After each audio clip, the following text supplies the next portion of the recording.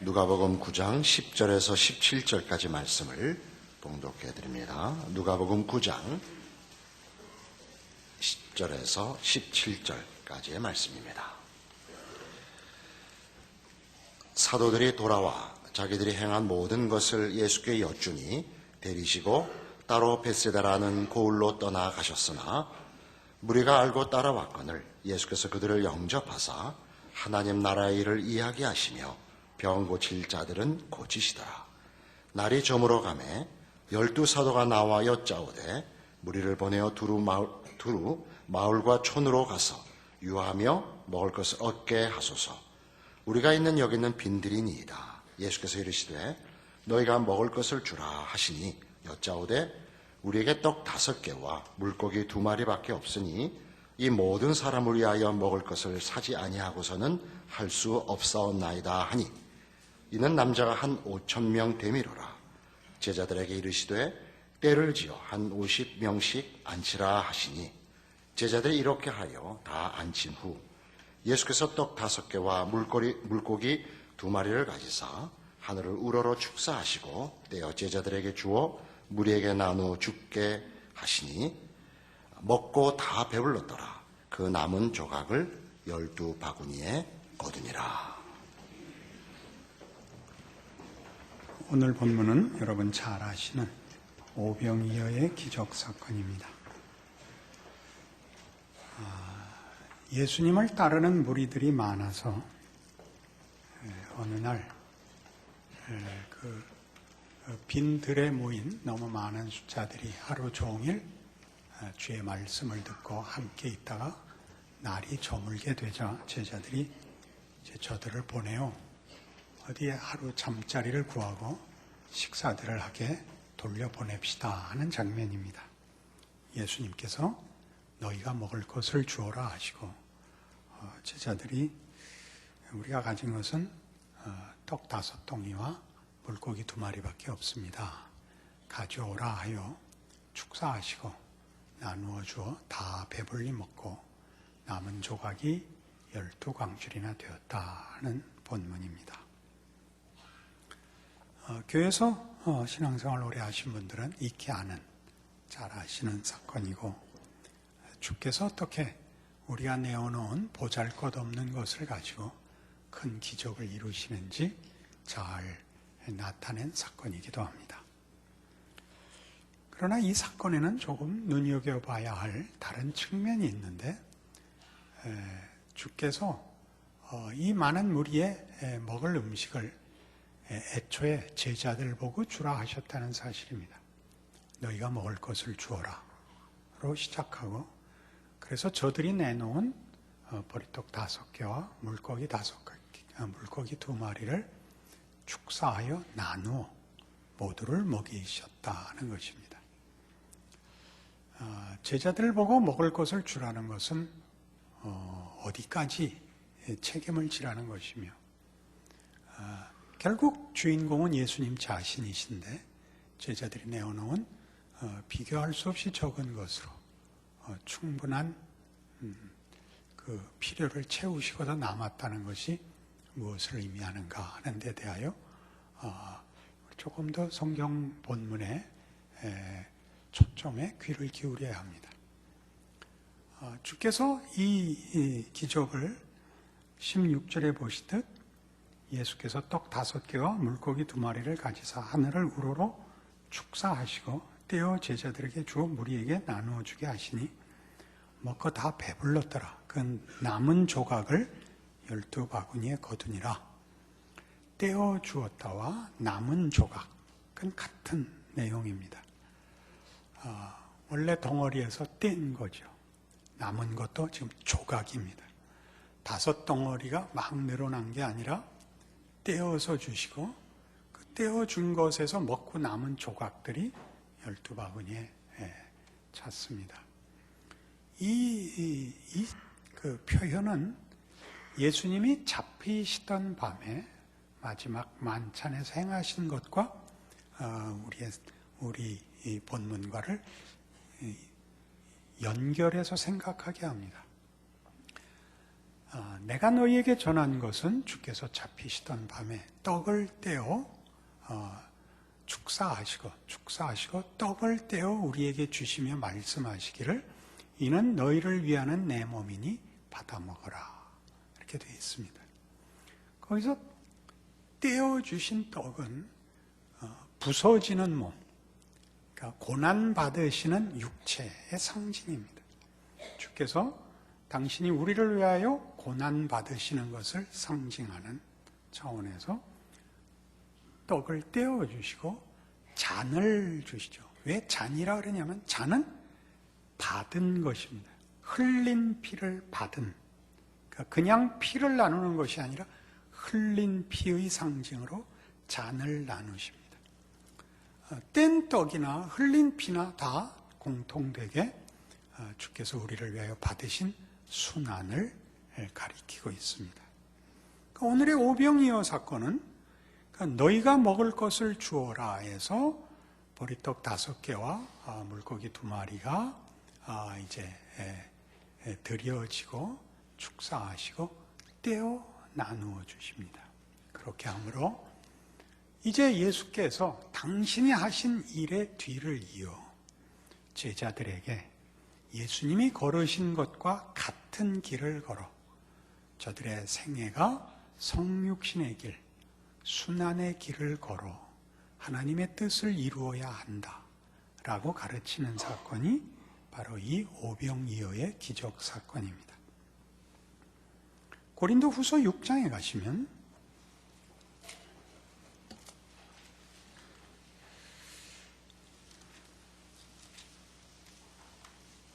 신약성경 291페이지 6장 1절 이하에 이렇게 하나님의 말씀이 소개되고 있습니다.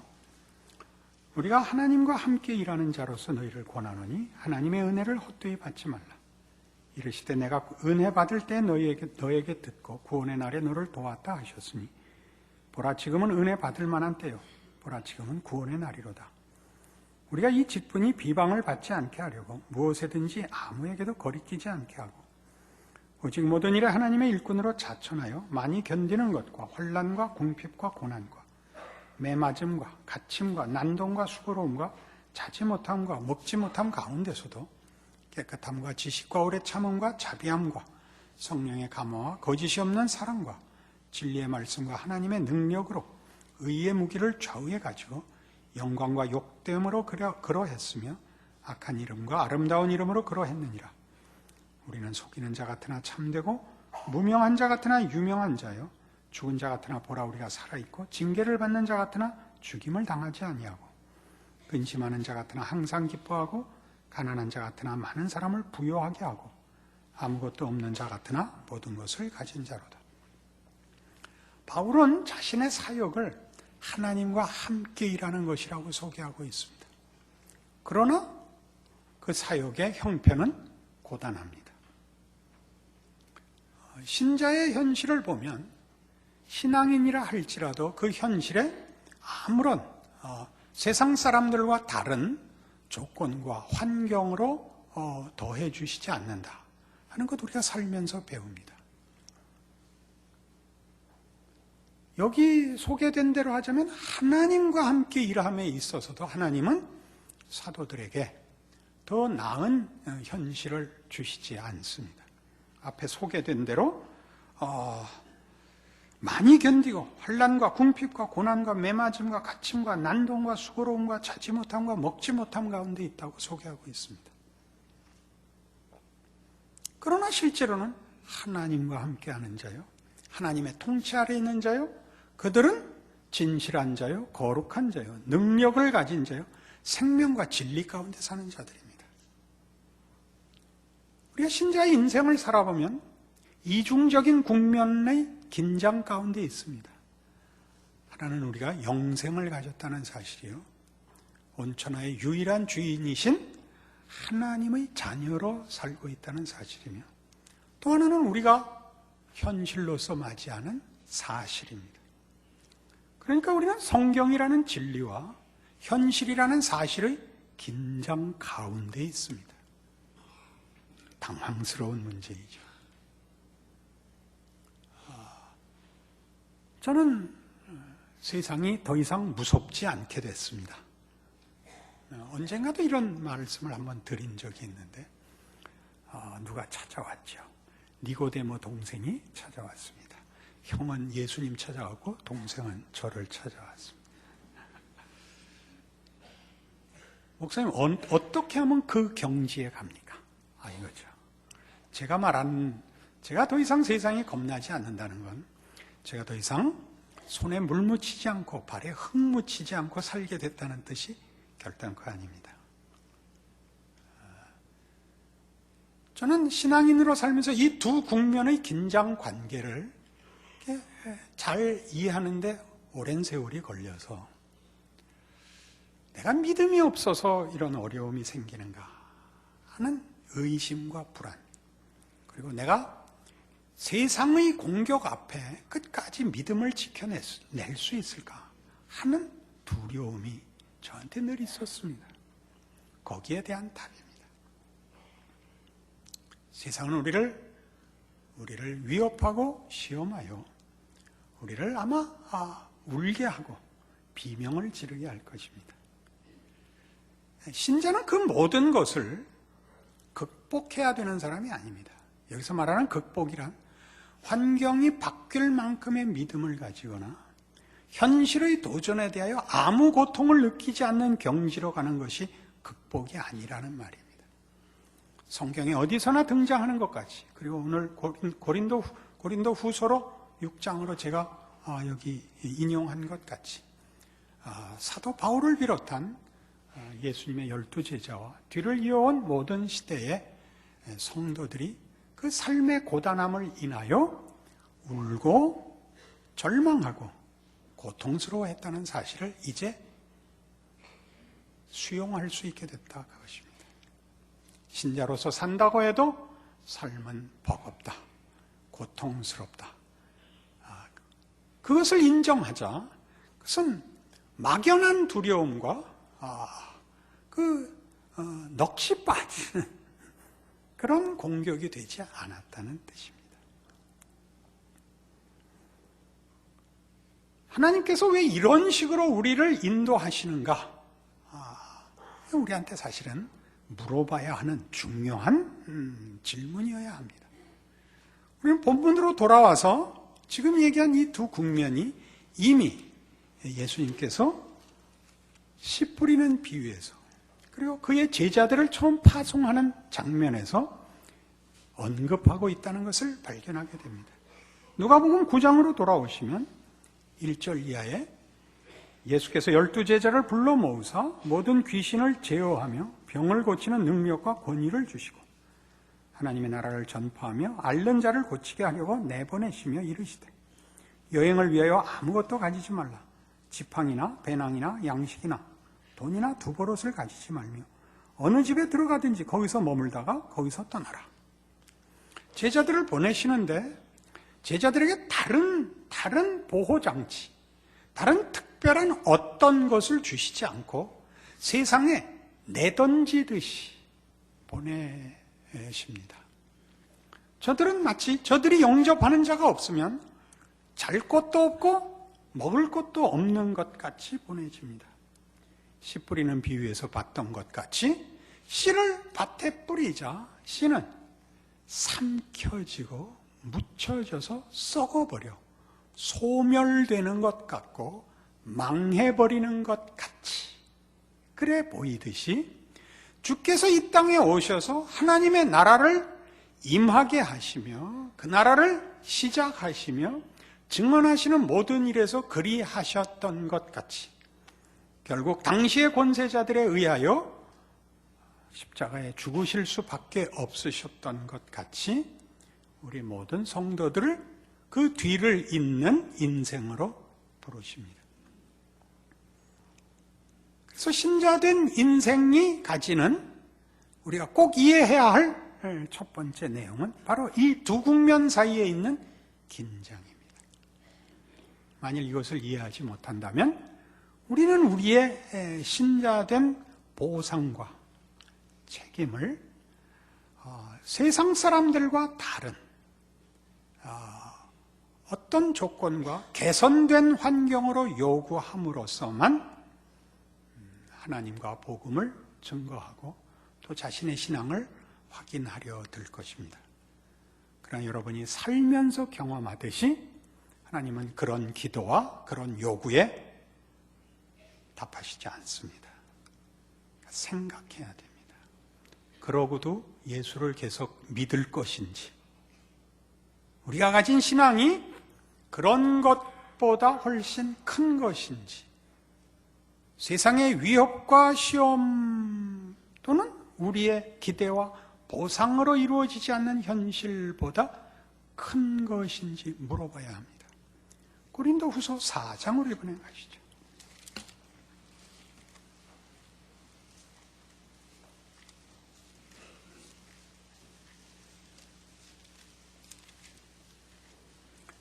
(288페이지) 고린도후서 4장 5절입니다. 우리는 우리를 전파하는 것이 아니라 오직 그리스도 예수의 주 되신 것과 또 예수를 위하여 우리가 너희의 종된 것을 전파함이라. 어두운 데서 빛이 비치리라 말씀하셨던 그 하나님께서 예수 그리스도의 얼굴에 있는 하나님의 영광을 아는 빛을 우리 마음에 비추셨느니라. 우리가 이 보배를 질그릇에 가졌으니 이는 심히 큰 능력은 하나님께 있고 우리에게 있지 아니함을 알게 하려 함이라. 우리가 사방으로 우겨쌈을 당하여도 쌓이지 아니하며 답답한 일을 당하여도 낙심하지 아니하며 박해를 받아도 버림받지 아니하며 거꾸로 뜨림을 당하여도 망하지 아니하고 우리가 항상 예수의 죽음을 몸에 짊어지면 예수의 생명이 또한 우리 몸에 나타나게 하려 함이라. 우리 살아있는 자가 항상 예수를 위하여 죽음에 넘겨지면 예수의 생명이 또한 우리 죽을 육체에 나타나게 하려 함이라. 그런즉 사망은 우리 안에서 역사하고 생명은 너희 안에서 역사하느니라. 우리는 조금 전에 고린도후서 6장을 근거로 하여 우리가 이중 국면의 긴장 가운데 있다라는 것을 확인했습니다. 왜 그리 하시는가 하는 답이 여기 고린도후서 4장에 나옵니다. 예수 그리스도로 대표되는 기독교 신앙의 핵심된 내용, 하나님이 우리를 사랑하시고 우리를 구원하기를 기뻐하사 그 아들을 보내셨다. 그를 믿으면 모두가 하나님의 자녀가 되고 영생을 얻는다는 이 복음을 하나님께서 질그릇 가운데 두셨다고 합니다. 이 보배를 우리가 질그릇에 가지고 있습니다. 읽으시면 질그릇이 우리 자신이라는 것, 인간이라는 것을 여러분 금방 이해하실 것입니다.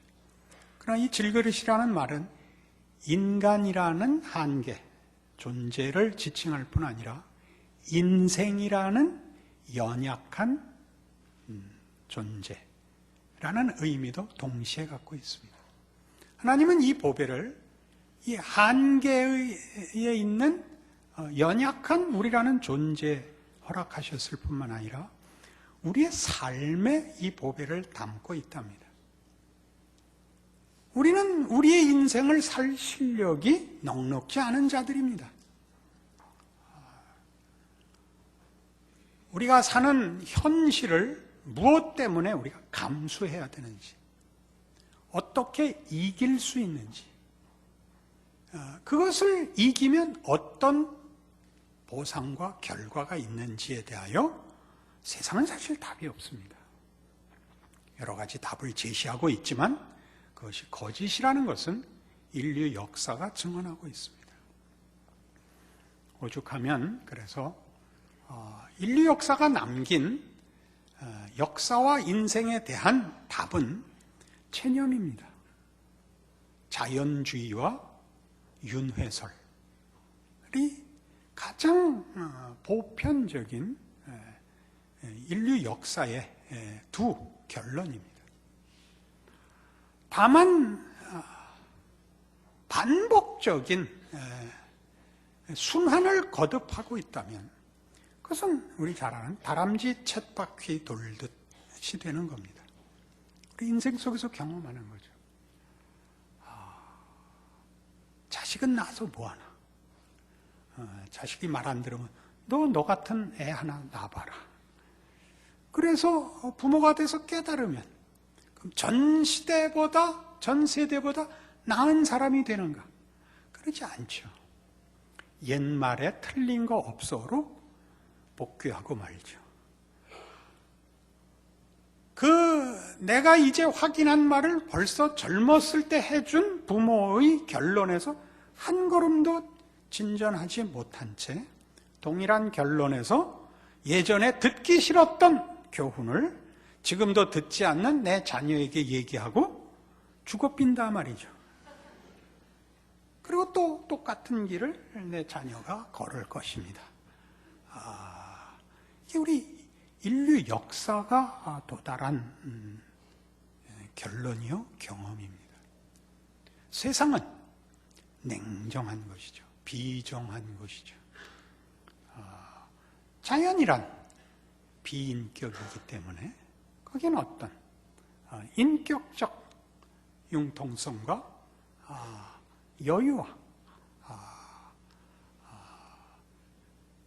용서가 없죠. 우리가 살면서 점점 우리의 현실의 직면에서 점점 우리 마음이 단단해지고 문을 닫게 되고 자조하게 되고 그리고 사실 체념하고 살죠.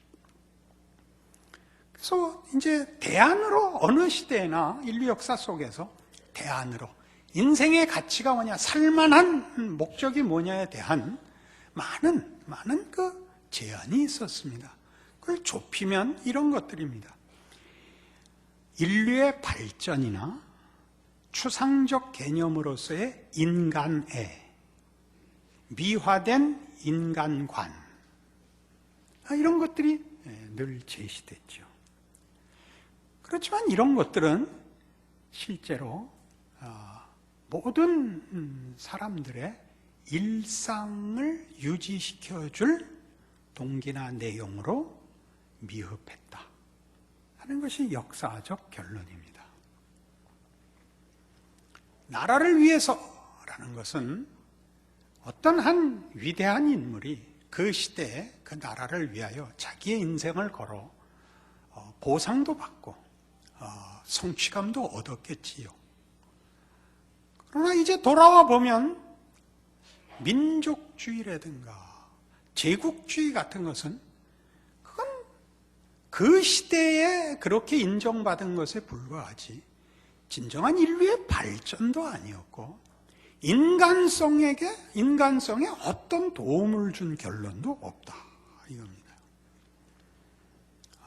잘 아시다시피 우리가 겪은 역사 속에서도 이 개화기에 일본의 영웅들은 다 우리나라에서 보면 천하의 나쁜 놈들입니다. 이토 히로부미, 이치로 히로부미, 우린 다 왼수들이고 그 나라에선 영웅이죠. 보편성을 가지지 않습니다. 인간성에 도움을 준 것이 아니라 어떤 제한된 지역과 제한된 상황에서 가치로 등장했었죠. 그래서 지금 고린도후서 4장이 얘기하는 우리가 왜 죽음의 길을 가며 삼키워진 길을 가는가 할 때 성경이 우리에게 요구하는 핵심된 내용은 이겁니다. 우리가 가진 것은 현실적 환경과 조건을 개선하는 것으로 보상받지 못합니다. 그러나 세상이 제시했던 어떤 가장 큰 공감을 받은 명분이나 개념보다 다른 영원한 동기가 되더라 이거죠. 인간의 윤리, 도덕, 애국심, 봉사, 구제 어떤 것과도 달리 우리가 가진 것으로 현실적인 아무런 보상을 받고 있지 못함에도 불구하고 우리는 심지어 우리가 가진 것을 인하여 오히려 세상의 공격을 받아 우리가 믿는 예수 그리스도께서 그리하신 것 같이 우리도 핍박을 받으며 오해를 받으며 경멸을 받으며 죽어나감에도 불구하고 우리의 험한 현실을 우리가 가진 것을 인하여 견디어내더라 이거죠. 여기 10절에 있는 대로 우리가 항상 예수의 죽음을 몸에 짊어지면 예수의 생명이 또한 우리 몸에 나타나게 하려 함입니다. 저들은 도대체 왜 사는가? 라는 질문을 불러일으키는 거죠. 저 욕을 먹고, 저 오해를 받고, 저 고생을 하고, 저렇게 아무 낙이 없는 길을 무엇 때문에 가는가? 무엇으로 가는가? 라고 드디어 세상이 묻게 되죠. 세상이 우리를 위협하고 시험하는 것을 가장 궁극적으로 해결하려는 어떤 보이는 보상 없이, 방법 없이 당하면서 우리의 길을 가는 것 때문에 오히려 세상적 삶에서 무정해야 되고 경쟁해야 되는 데서 손해를 보면서도 저들이 이 어려운 일상을 계속하는 이유는 뭐냐? 그 보상을 받고도 일상을 이어나가기엔 부족했던 것이 인류 역사의 경험인데 저들이 가진 것이 무엇이길래 세상이 주지 못하는 세상의 위협과 시험을 극복할 방법이 없는 이 현실을 저들은 감내하는가? 여기서 예수의 생명이 드러난다 이겁니다. 저들은 예수를 믿는 사람이라. 이게 유일한 답이죠. 예수가 뭐길래? 이겁니다. 예수가 누구길래? 이겁니다. 그것은 우리가 세상이 주지 못한 세상의 어떤 보상을 가짐으로써가 아닙니다. 정치적, 경제적, 사회적 지위나 소유, 성취의 문제가 아닌 것이죠. 인류 역사에서 봐왔습니다. 이렇게 하면 승리한다, 이렇게 하면 성공한다, 이렇게 하면 행복하다가 답이 다 아니었다는 것, 우리 여기까지 오면서 우리 역사로 가지고 있습니다.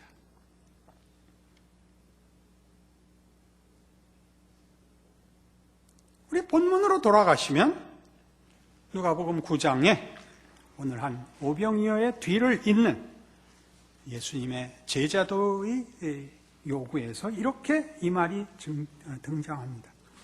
누가복음 9장 23절입니다. 또 무리에게 이르시되 아무든지 나를 따라오려거든 자기를 부인하고 날마다 제 십자가를 지고 나를 따를 것이니라. 이 날마다라는 것, 이게 참 고단한 요구입니다. 어떤 날마다 죽는 거죠. 죽어가는 날을 반복해서 우리에게 요구한 전 인생에 걸쳐서 하루하루를 죽어나가고 삼켜지고, 그러나 그것이 힘기워지는 인생으로 사는 것입니다. 거기에서 지면 우리는 예수를 믿는다는 것이 무엇인지 아직 다 모르는 것입니다. 그러니까 대부분의 현실은 여러분이 아까 얘기한 두 국면에 걸쳐 있습니다. 여러분은 예수께 붙잡힌 바 되어 있고 현실 앞에 있습니다. 둘 다 여러분은 외면할 수가 없습니다. 여러분이 요구하는 대로 둘을 화해시킬 방법도 없습니다. 그래서 이 현실 속에서, 현실에 타협하라는 위협 속에서 여러분은 결국 예수를 믿는다는 것이 무엇인가를 반복해서 스스로에게 묻고 돌아오고 불평하고 거부하고 회개하고를 반복하며 클 것입니다. 왜냐하면 세상이 여러분을 붙잡은 것보다 예수님이 여러분을 붙잡은 것이 비교할 수 없이 크기 때문입니다. 그리고 그 고민과 갈등 속에서도 하나님은 여러분의 질그릇 속에서 그 보배를 드러내실 것입니다. 보배가 드러날 때마다 우리는 아마 가장 고통스러울 것입니다. 내가 무너지는 곳에서 오히려 보배가 더 많이 나타날 것입니다. 질그릇이 깨지는 데에서 보배는 더 많이 그 모양을 분명히 할 것입니다. 고통스러울 수 있지만 나중에는 그 고통이 예수님께서 성육신하여 십자가에 죽으시는 고통이 참혹한 순환의 길이었지만 아버지의 기뻐하시는 일을 행함으로 나는 기쁘다 라는 예수님의 고백이 자신의 것이 됨을 알게 되실 것입니다. 여러분이 부름받은 예수 그리스도를 믿는 기독교 신앙의 고백과 내용이 무엇을 의미하는지 깊이 생각하시는 오늘의 말씀이기를 바랍니다. 하나님 아버지 은혜를 감사합니다. 세상의 헛된 것과 시험과 위협을 뚫고 예수께서 우리를 찾아오셨고 붙들어 부활 생명과 영생과 진리와 하나님의 자녀의 자리에 세우셨습니다. 우리는 아직 많이 흔들리고 많이 괴로워하고 모호합니다. 그러나 우리의 인생이 다만 고민과 갈등과 망설임 속에서 지나는 것이 아니라 분명해지는 자리로, 주께서 나를 붙드신 것이 무엇인지를 아는 자리로 인도하시는 것과 우리의 실패와 우리의 낙심과 우리의 불평 속에서도 진전한다는 사실을 믿습니다. 결국 우리 안에 계신 보배가 우리의 삶을 통하여 우리의 성공과 실패를 뛰어넘는 하나님의 기적을 통하여 그 보리떡 5개와 물고기 2마리가 5,000명을 먹이는 결과가 드러날 것을 믿습니다. 우리의 인생에 복된 것을 기억하는 오늘의 말씀이고 우리의 신앙 인생인 것을 기억하는 축복과 은혜로 채워 주시옵소서. 예수님 이름으로 기도합니다.